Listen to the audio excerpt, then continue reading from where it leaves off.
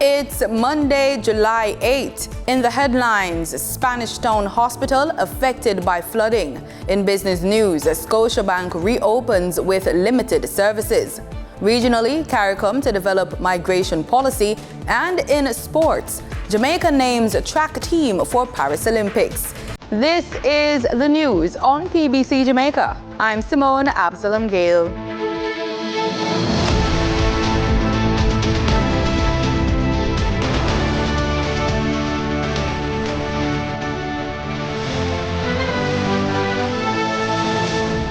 Members of the public seeking services from the Spanish Town Hospital in St. Catherine are being asked to exercise patience as it is now operating under an emergency mode due to severe flooding in the Accident and Emergency Department. According to Regional Director of the Southeast Regional Health Authority, Beryl Green, the A&E department was flooded as a result of severe runoff from Burke Road due to the heavy rainfalls in the parish. We'll bring you more updates in subsequent newscasts. Clarendon is one of the parishes that suffered from the most damage from Hurricane Beryl last week. Prime Minister Andrew Holness has been visiting some of the affected communities, including Portland Cottage, Mitchelltown, and Rocky Point. Homes are missing roofs. There are damaged structures, flooding, and in some instances, complete loss. Some residents are housed in shelters, while others are with family and friends. We're early in the hurricane season. It is quite likely that we will be impacted by other weather events. So the way in which the government plans to go about the relief effort is we are going to do it in mind that there could be other events coming in the season. So it can't be totally short term. We also have to think medium term in how we deliver relief. So there are some things that we're going to do, particularly as it relates to the reconstruction of roofs, right? So it's not going to be good enough to just tack on back some zincs onto the roofing. We're going to have to figure out ways to ensure that those roofs that we do, that they are properly done. Prime Minister Holness says the government is taking a systematic approach to relief efforts in hurricane-affected areas. He explains that some of these approaches are being planned for the long term. Residents of St. Elizabeth should start getting access to electricity this week. Chairman of the Jamaica Public Service, JPS, Damian Obligio, says the company is still estimating the damage sustained. He told the press that St. Elizabeth, Manchester, and parts of Westmoreland are severely affected. He says, quote, St. Elizabeth, we haven't been able to inspect 100% of our lines there, only 20%. And the damage that we have seen in 20% are 5 times that we have seen in any other part of the country. So St. Elizabeth is going to require very dedicated and intensive actions to be restored back to service, end quote. Meanwhile, power has been restored to 80% of affected areas in Kingston, St. Andrew, St. Thomas, and St. Catherine. Minister of Science, Energy, Telecommunications and Transport, Beryl has announced that international partners have offered assistance to Jamaica's recovery efforts following Hurricane Beryl. He made this statement at a media briefing on Friday after meeting with utility companies for an update on the restoration of services nationwide. There is precedent for those of us who are old enough to remember 1988, Hurricane Gilbert, where offers were made for assistance in recovery, specifically to the restoration of electricity. I've already received calls from CARICOM and from other international partners who are ready and waiting. So we will be putting in place and getting all the information that is required and putting a team to work with JPS to make sure that if there's any issue of resource challenges, that can be dealt with as a matter of urgency. I've been assured by the chairman as of this morning that they are comfortable and satisfied, but that has to be translated to the citizenry. Minister Vaz anticipates a strong presence of JPS workers across the island as efforts to restore power intensify. He instructed utility companies to prioritize the parishes most severely affected by the hurricane.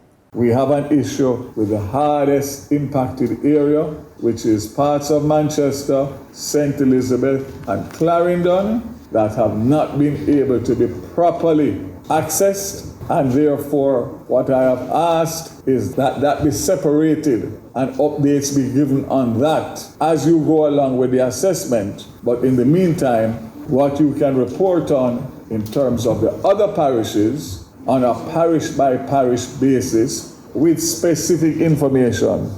There is an estimated 80 to 100% loss of bananas and plantains due to the passage of Hurricane Beryl. The estimate is based on assessment being done by Jamaica's Banana Board. Manager Janet Connie says the board has so far conducted assessments in the larger banana-producing parishes of St. Thomas, St. Mary, Portland, St. James, St. Catherine, and Clarendon. Officers are still on the ground assessing the losses despite access and communication issues. Mrs. Connie has advised that farmers can leave bunches that are not yet ready still attached to the plant to promote the fruit's continued development. Additionally, she said the board asks that, quote, if these are fruits that you can hold in cold storage or a ripening room, keep them, end quote. For more support from the Banana Board, banana and plantain farmers are invited to call 876-439-9504. That's 876-439-9504. Time now for the Business Report with Denise Williams.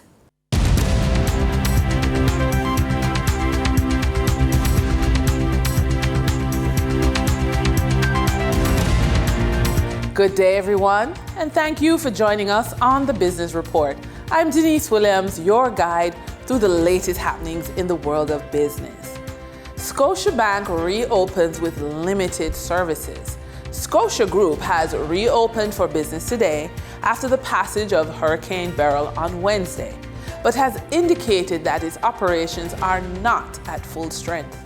The group, comprising Scotiabank, Scotia Insurance, Scotia Investments, and Scotia Protect, said that its branches in Junction St. Elizabeth, Negril, Westmoreland, and Falmouth Trelawney will not be opened due to circumstances beyond our control. In a press release, the banking group added, some branches may be operating without a full staff complement, so there may be some delays in service.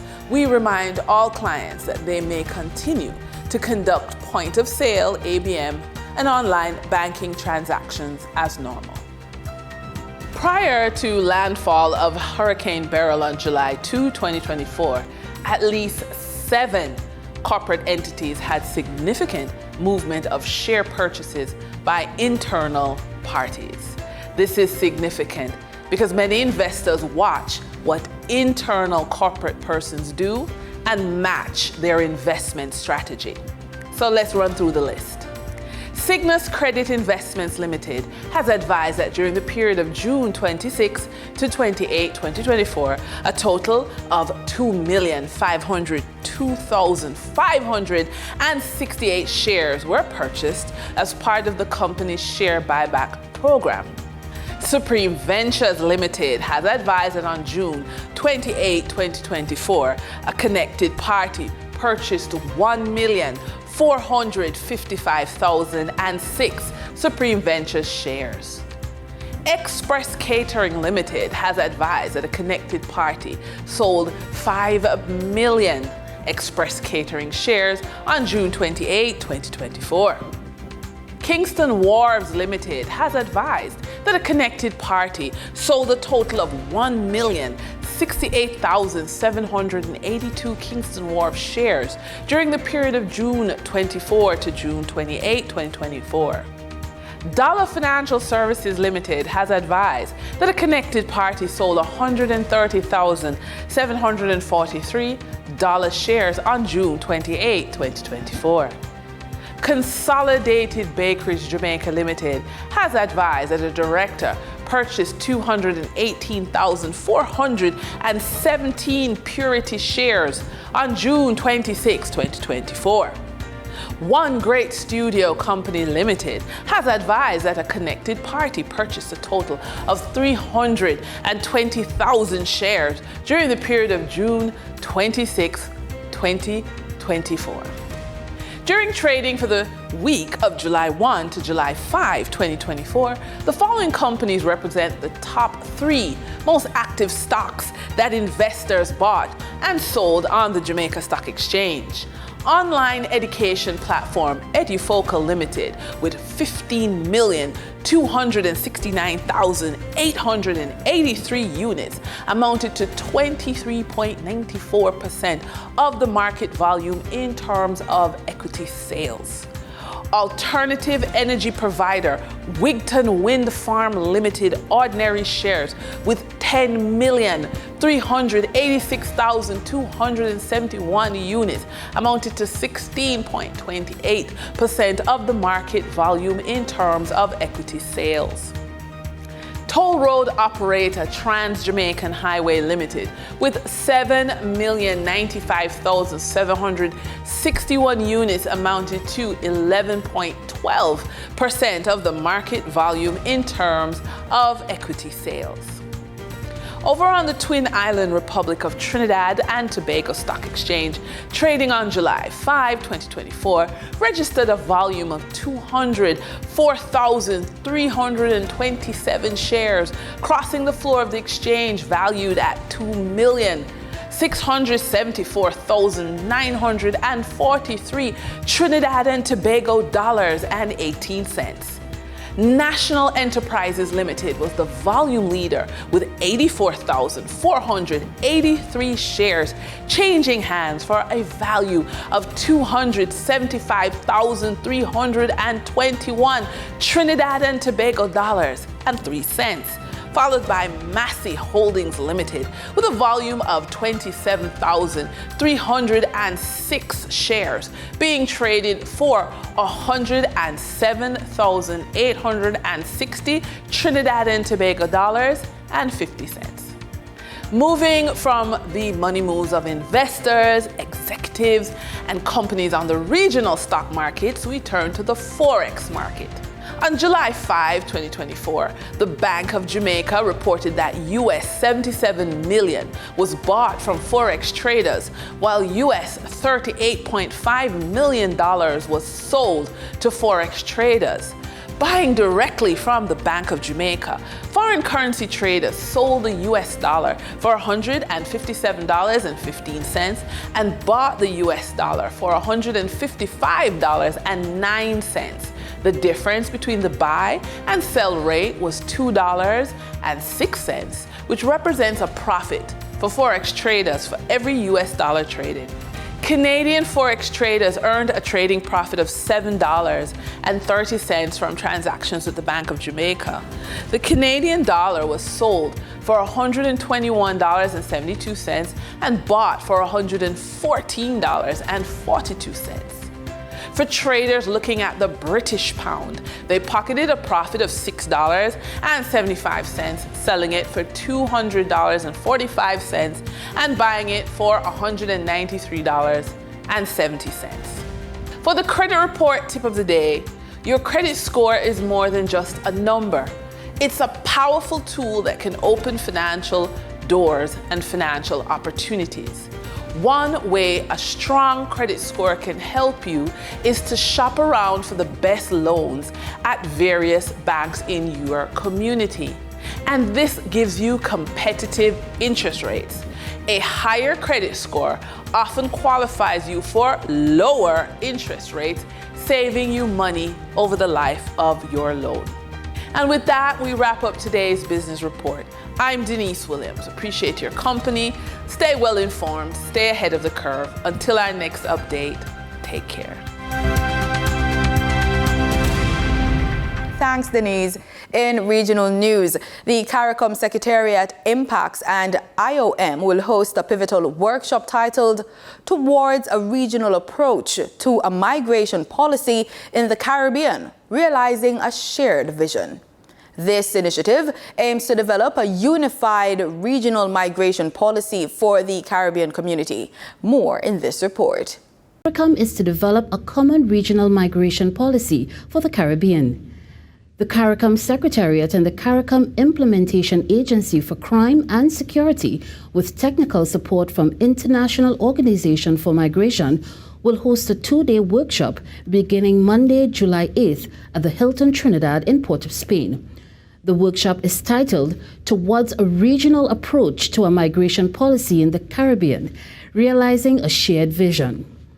Participants will work to design a migration policy framework that accurately reflects the needs and ambitions of the people of the Caribbean. Assistant Secretary General, Human and Social Development, CARICOM Secretariat, Alison Drayton, is pleased that the process has adopted a whole-of-government and a whole-of-society approach.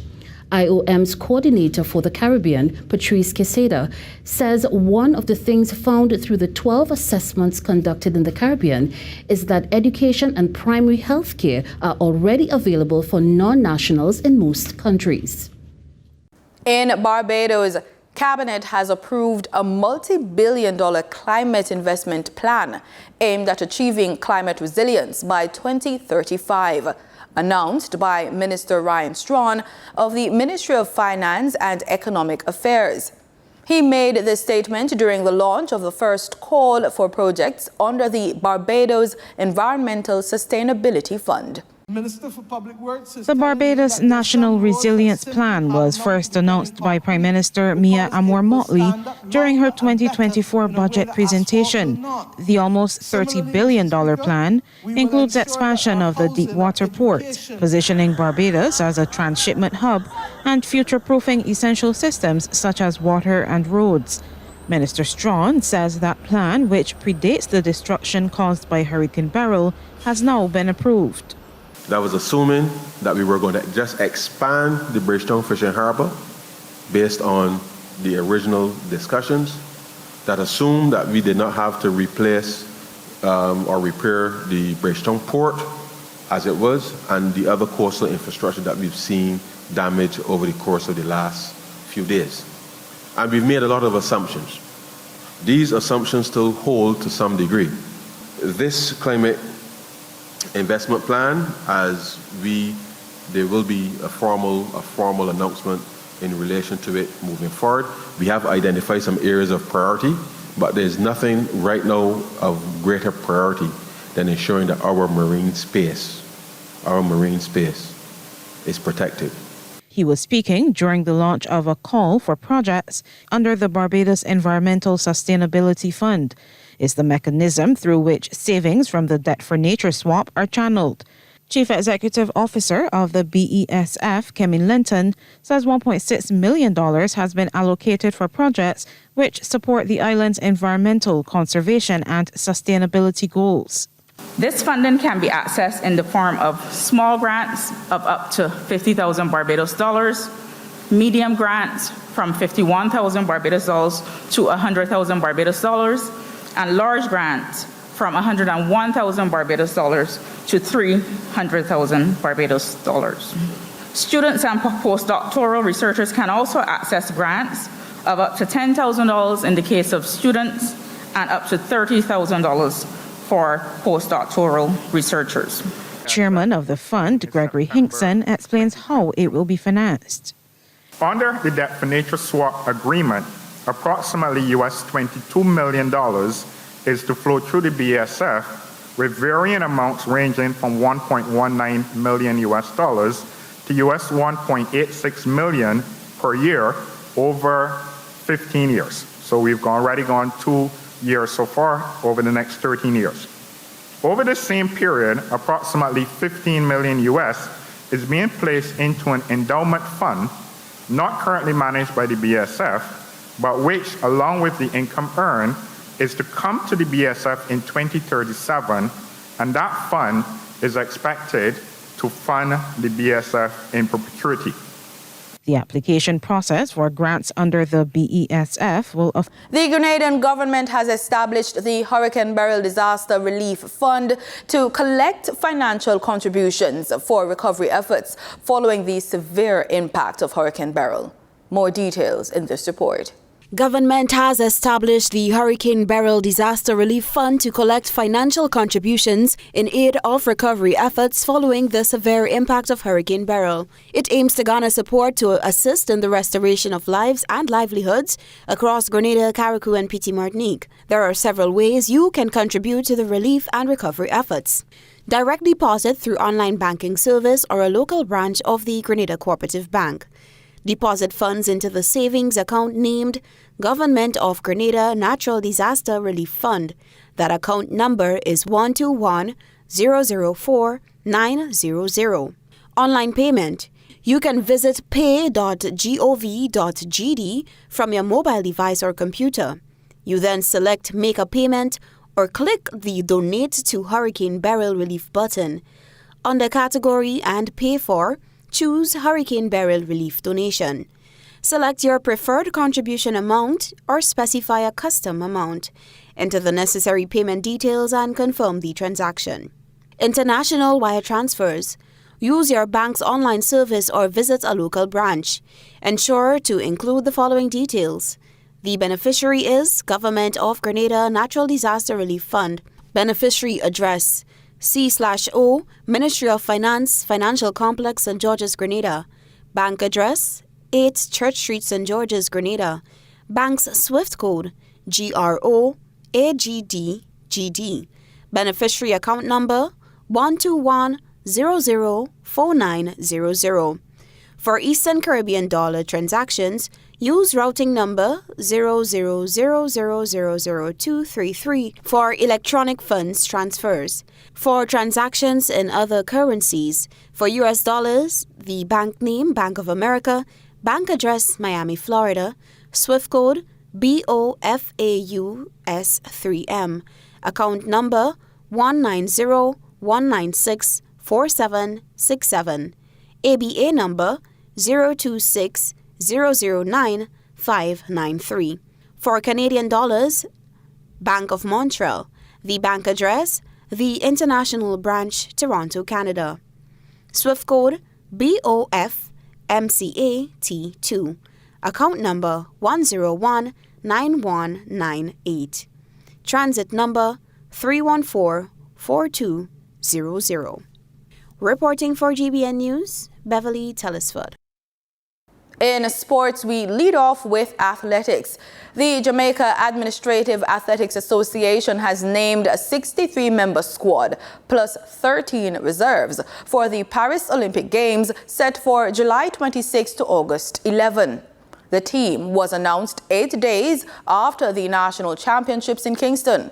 New sprint sensation Kishane Thompson is among the first-time Olympians, along with world 100 meters hurdles champion Danielle Williams, Akiva Nugent, Janique Brown, Cheyenne Salmon, Nikisha Price, Javon Powell, and Tia Clayton.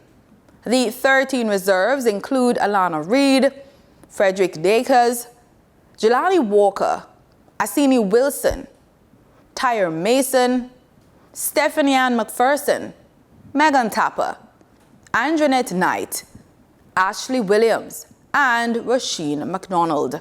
Sasha Lee Forbes and Brian Level will also be in the Olympic Village, having qualified for the women's 4x100 meters relay and men's 200 meters, respectively. 14 officials, including manager Ludlow Watts, and 7 coaches will accompany the team. The team is due to have a training camp in Stuttgart, Germany, ahead of the Games. We end the newscast on a positive note with a look at some of this year's festival song competitors. What a little island sweet. Oh, what a joy we feel. The breeze sweet and the sun hot. Reggae music and dance allow we comfort.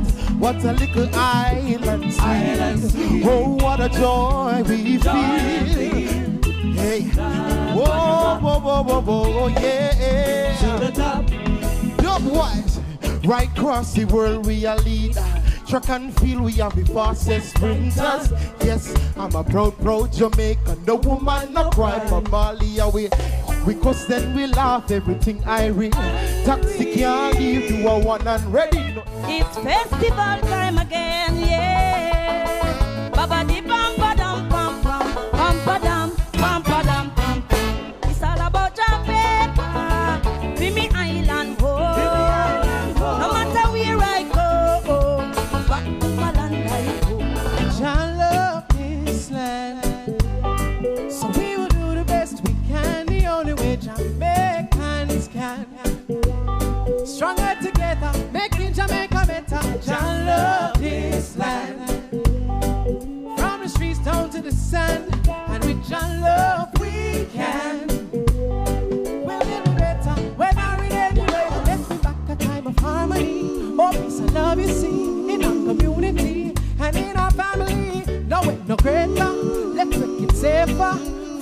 Them coming up to make the paper maximize on creativity. You know that's how the legacy. We open up the doors and try the gate for opportunity. Believe in a job plan, you want to overstand. A judge put the key in our hand. We've come a long way, standing in a strong way. We never give up on God, cause him not give up on we. Out of many we are one nation, one family. We activate rising faith and joyfully celebrate one Jamaica. The sweet Jamaica where we born and grow, attracting tourists all over globe. We'll never grow dim, we will always shine, displaying pure love from the true divine. And that's the news on PBCJ. Remember, we are the People's Station.